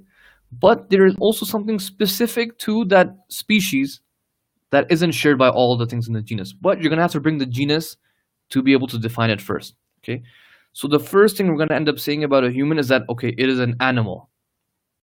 So you now eliminate any other sort of possibility. You say, okay, it's not anything else, it's an animal to begin with. Okay, then what do we do? Is that enough? Obviously not. We can't say human is an animal. There's a lot of things that are animals. Cow is an animal. Elephant is an animal. They'll say, look, in order to now sort of qualify this for it to become the ultimate definition, you're going to have to bring one more thing. And that is called the differential, the fasl. Okay, the fasl is that point by which anything, any species, is now differentiated from all other things from within its genus. Okay, what is that one thing that a human possesses? Okay, a human is an animal. What is that one thing that the humans possess as an animal that no other animal has? And once you can use that, then that will be the ultimate definition. Okay, no other animal will be able to, you can't say a cow fits this definition. Okay, and you can't say that certain humans are outside the scope of this definition. No, it will be inclusive of every single human, and it will be exclusive of any other animal. They'll say, masalan, rationality, the fasl. Okay, it's that specific thing which distinguishes it from all other things. These are called the zatiyat. They're the essential attributes. These are actually the things that make human what it is. You cannot conceptualize a human without these three things. Without the two things, the animal and the rationality. Okay, just do it yourself. Try to conceptualize a human without the notion of animal. You can't, because it's in its genus. A human is an animal. What type of animal? A rational animal. Okay. Now, those are the three universals that they'll use for definitions. They have two other things that they say you can technically use. One of them are called concomitant. Okay, again, technical terms. These are called accidentals. In philosophy, they're called accidentals. Why are they called accidentals? What they mean by accident is not, a car accident. What they mean is that something is sort of part and parcel of a existence, but it's not a part of its essence. Meaning, I can conceptualize a human without one of these accidents. Okay, for example, The first accident is the concomitant, which is aradiyya khas, they call it, specific. There are certain accidental attributes which are specific just to that species. In our example, we're using human. But it is sort of external to it, meaning that you can still conceptualize a human without it. For example, laughter. Again, presuming, monkeys don't laugh and apes and gorillas, they don't laugh, assuming that. If you say laughter is only a quality that humans possess, that is now an accidental attribute, but can you conceptualize a human without the quality of laughter? You say, yeah, I can. Aslan, even if we were to presume he couldn't laugh or she couldn't laugh, we would still have a human outside. Okay? But it just happens to be the case that laughter is a quality that is unique to humans. Okay? It's unique to humans, but it is not part of its zat. It's not its essence. That's not what makes a human. Okay? And then last one they have is called aradiyya am, which is a general accident, which is now, it can be shared amongst this genus. Okay, so in our example, we have walking. So animals walk as well, other animals. Humans aren't the only ones that walk.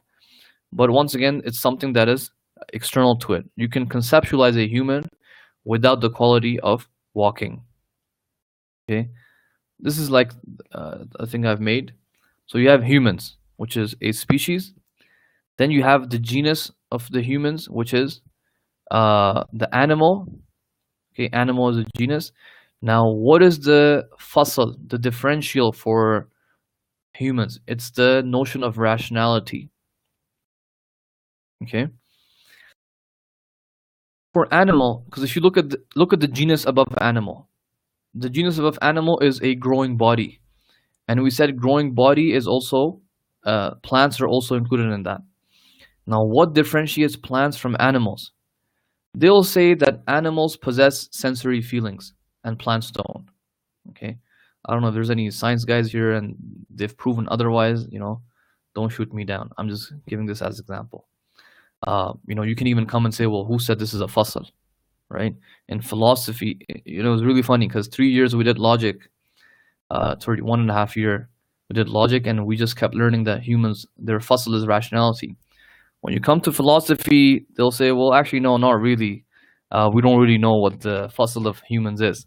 And then all the ulama have different definitions. Like Allama Agha Jawadi has one, Agha Misbah has another. And this is, they're lengthy debates, and they're important in order for you to understand humans, right? It's important to know what exactly are we dealing with. So they say the fasl of an animal is anything that possesses sensory feelings. Okay. Now, this is where it's gonna get a bit more complicated.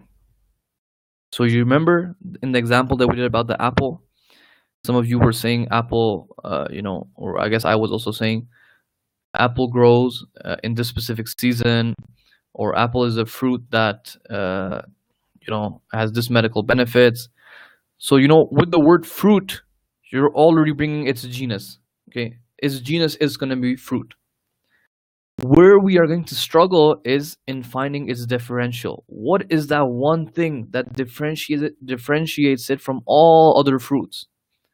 That's where generally the challenge lies. Okay.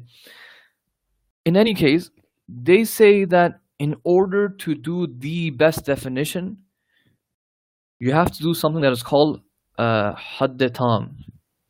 Okay, al-hadd tam they call it. I define it as complete term. What is that? What is the equation for that definition? Okay, they say species. Okay, this can be anything, by the way. A species doesn't have to be a living. It can be a pen. Okay, a species when it equals its closest genus. Okay, what do I mean by closest genus? Let's go back a bit. Look at this, right? Humans. Above that, they have animal. Animal is from a growing body. Growing body is from a body. A body is from substance. These are all sort of the genus of a human. But the closest genus to it is the animal. Okay? Otherwise, yeah, I can define human by saying it's a substance which is rational. Okay, no, they say bring the closest possible genus, which is, in our example, is going to be animal. Plus the closest possible differential. the fasl. So yes, I can say human is an animal which has sensory feelings, but that won't be a complete term because that's going to include all other humans as well. Sorry, all other animals as well. Because even a cow is an animal that has sensory feelings. They'll say no, bring that one thing that differentiates, which is now a rational being. So the definition of a human will become a human is a rational animal. Or in Arabic, it will be haywanun natiq. Haywan being the genus, differential being the natiq, the nutq. Okay, this is the ultimate definition. Now, is it possible to do this definition? Some scholars in history said it's not even possible, it's impossible. Sohrawardi and these other philosophers, they said this is not even, it's impossible for you to do this. Okay? But Ibn Sina and some other philosophers said, no, it is possible. Ibn Sina actually even brings, in one of his works, he brings, I don't know, dozens of things that he says, look, here is the hadd tam for them, complete term.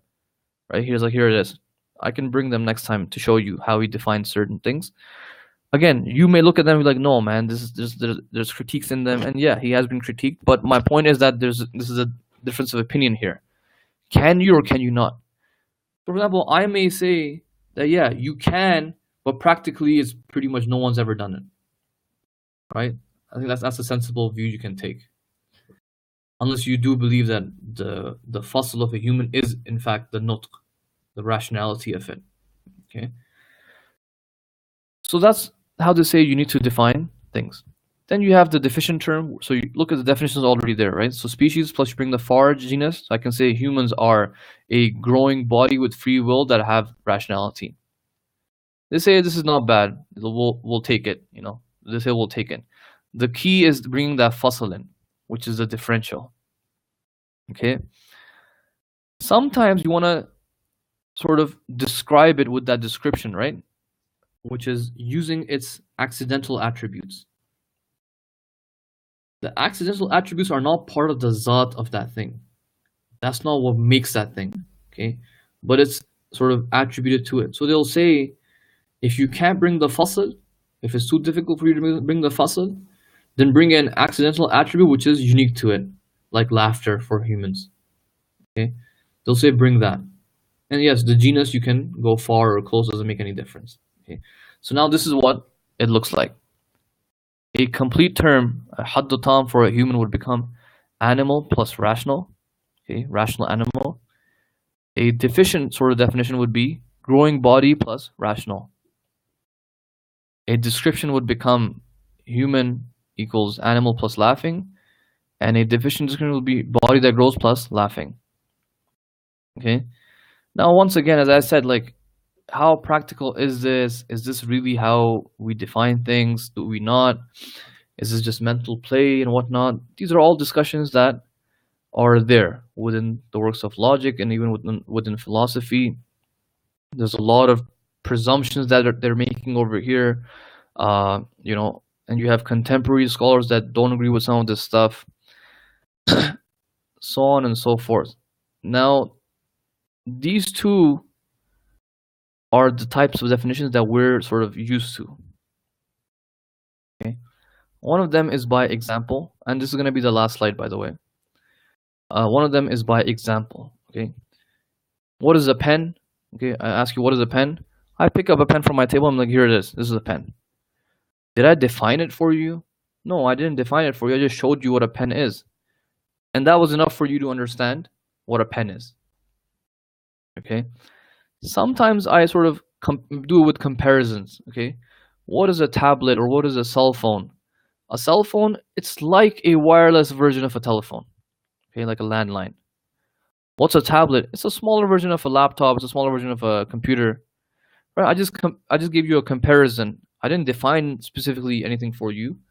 I didn't talk to you about the essence of a tablet and the essence of a cell phone. I didn't do that. I just gave you a a comparison. So I think we'll end over here. Let me see what the next. Yeah, that's wow. We did quite a bit. I didn't think I would do this much, but I don't know how much of that was understood and how much of that flew over your heads, because all of these are pretty. You know, for the first time, it would have been a little bit challenging. Some of these terms and concepts and whatnot. Okay, anyways, if there's any questions or anything, feel free to ask. But this was the ultimate purpose of the first section, the section on concepts. The ultimate purpose of it is to be able to come and define things properly. So that's why you need to know, how does dalala work? Okay, how are these words working? How are concepts working? What is a mafhum? What is a misdaq? What is the relationship between them? You know, the opposition and the four relationships that we did. So why do we do all this? So that we can finally come, and when we talk about a concept, we want to, so we can define it. We can define it. Why are we defining it? That's for now the second section. We define these things because we're going to use the words in propositions, in statements, and then eventually use those statements to prove things. And obviously the most important thing is to prove God. Okay, we're going to end up proving God. How are we going to do that? That's going to be in the next set, 2 sessions that we have, inshallah. So I think I spoke enough. Previous slide. Yeah, this one.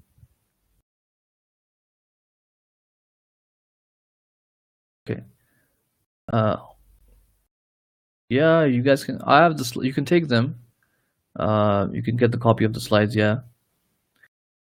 Okay. Hossein, what was your question specifically? Because you asked first.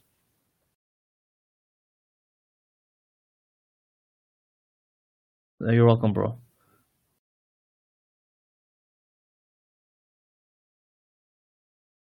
Hossein, do you have a question? Otherwise, I'll go to. Okay, Insha. Yeah. Okay. So then let me go to Brother Suhail's first, because I think his will come first.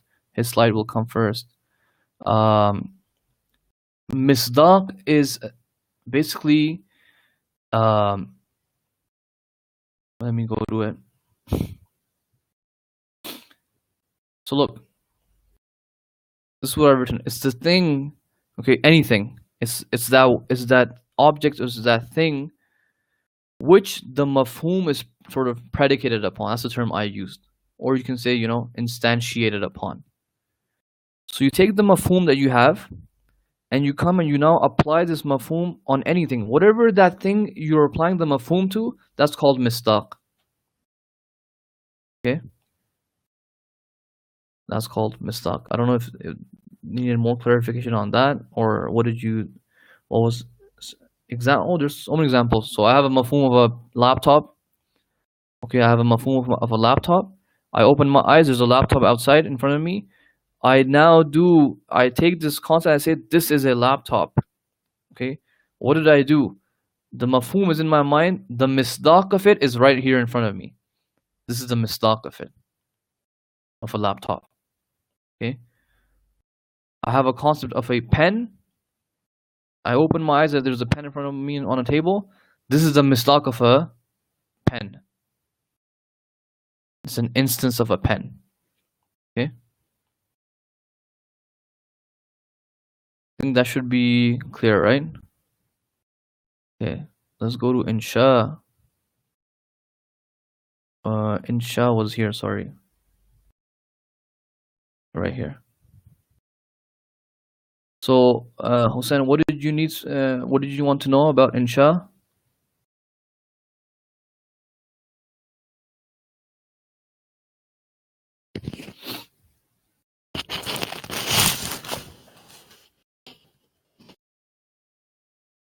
No, the examples I was giving were of Insha, not Khabar. The examples I gave of command tense and prohibition and all that stuff was all Insha. So, for example, if I say, pay attention, I give you a command, pay attention. That's a command tense. That's Insha.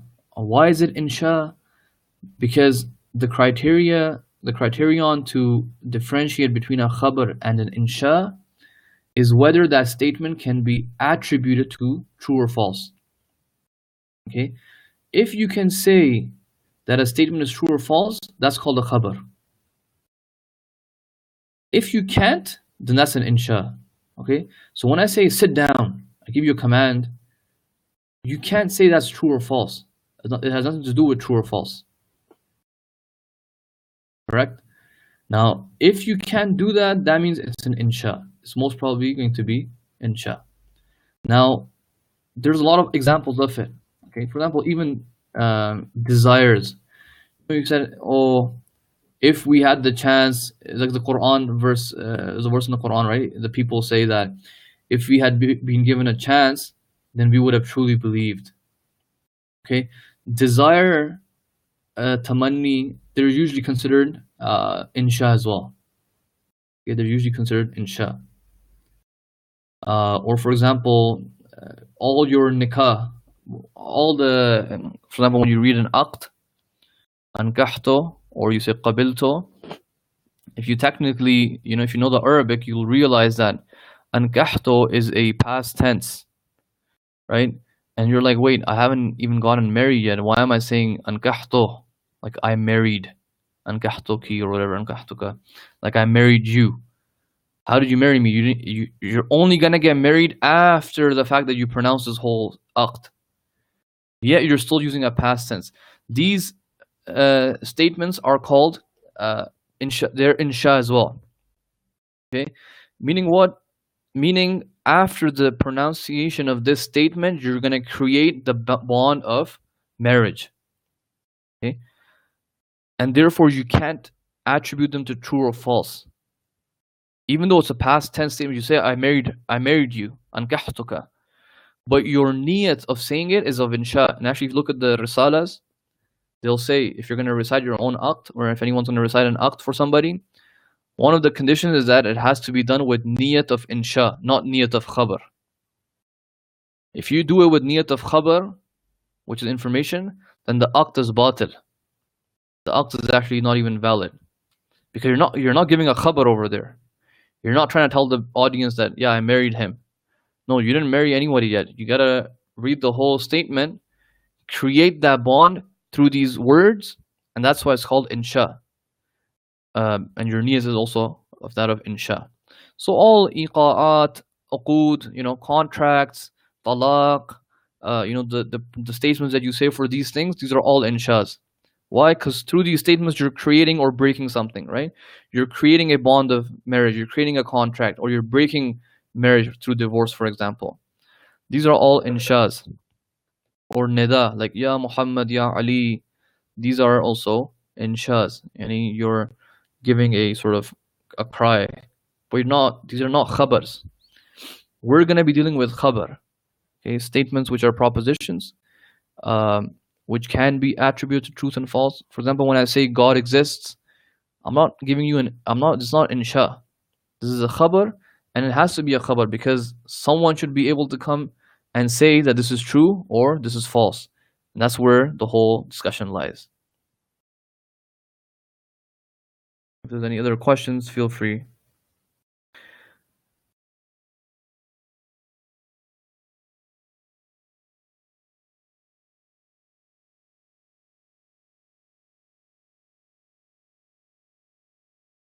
The last slide that we did today was, I think, slide 20.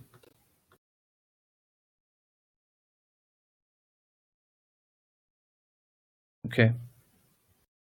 This one or this one? Sorry, this one.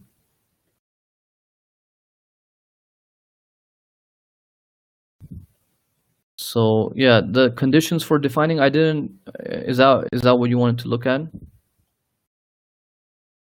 So look, one of the things they would say is that there has to be certain conditions. For example, when you want to define a human, it'll be easier for me to do it in Arabic, right? If I say, what is an insan? What is insan? And I say insan is bashar. Okay, insan is bashar. That's just a synonym for it. You didn't define anything for me. Then I say, what's bashar? You say bashar is insan. Okay, for example, they'll say that it shouldn't be a synonym. Or they say that the definition should be more clear and apparent than the thing that is being defined. Okay, if I say, what is a I don't know, like what is an apple? Okay, what is an apple? And I say it's sort of like, if I say what is a orange, and I say it's a citrus, I don't know, vitamin C, calcium, I don't know, I bring in all these scientific terms for you, right? And I'm here sitting here like I'm saying, look, man, I don't even know science. The definition you brought for me is more complicated than the word orange to begin with. Like the word orange was more clear to me than your definition. Okay.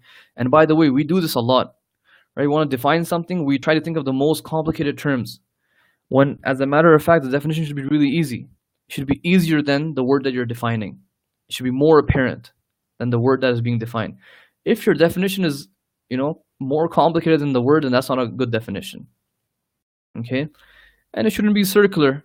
Okay? It shouldn't be circular. For example, I say, what is existence? You say existence is the opposite of non-existence.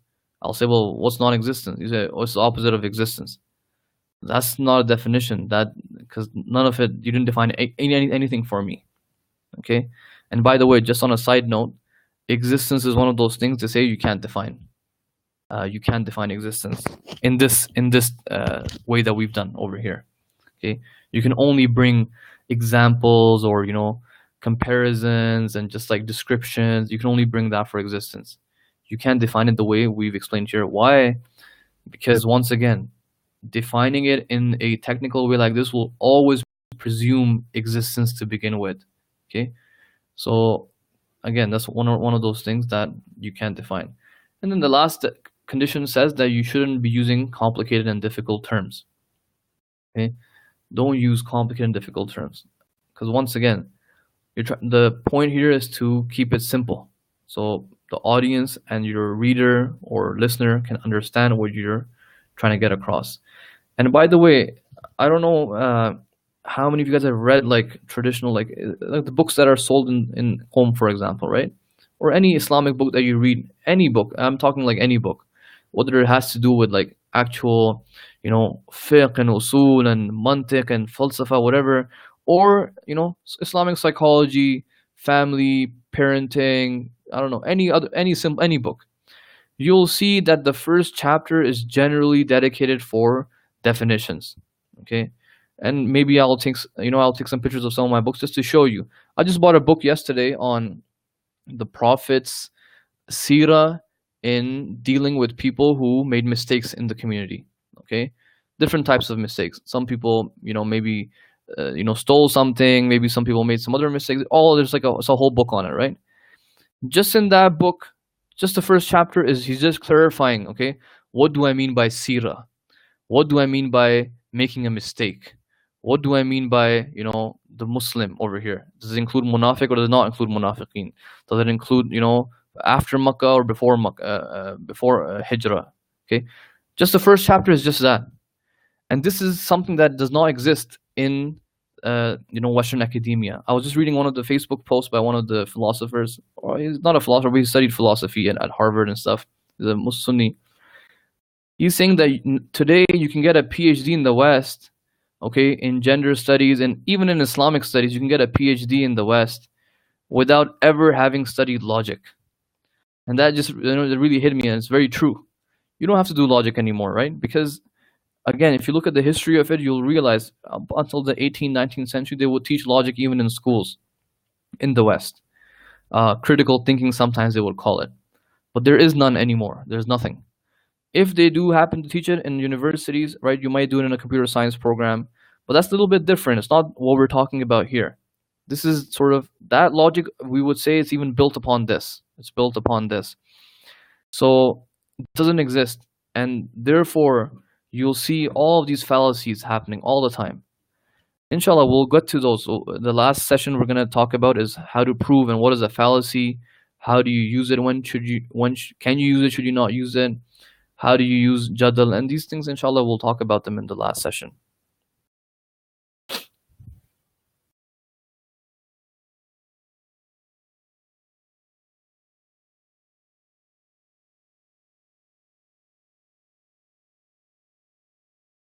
So Kumail John Muhammad also asked that.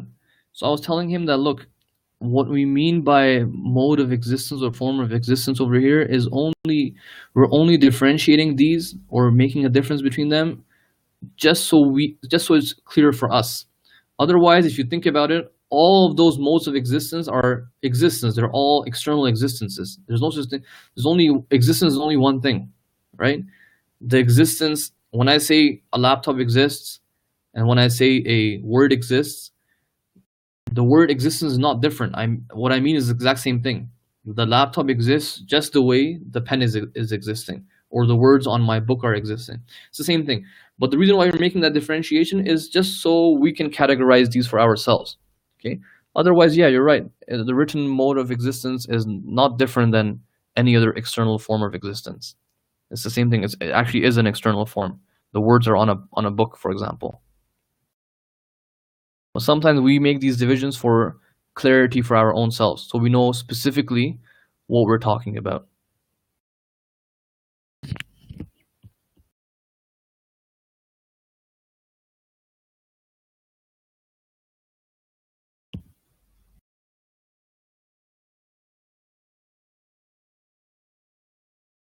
Okay, so inshallah, next session will be next. I guess you guys it's Monday, for you guys it's Tuesday here. Why have we not covered lafzi? We did the verbal. That's what we meant by that verbal signification. That was it. Partial association and complete. That's what that was. Non-verbal was the symbolic, the symbols and stuff. So inshallah, next week we'll do it again, and we'll do the section on tasdiqat. Yeah, there are ways you can email. I usually have email, WhatsApp, Telegram. I have all those. I think Sheikh Hasnan, if you wants, I can share my email here if the brothers want to contact or anything. Okay, so my email is. Okay, brother Kashif, take care. This is my thing.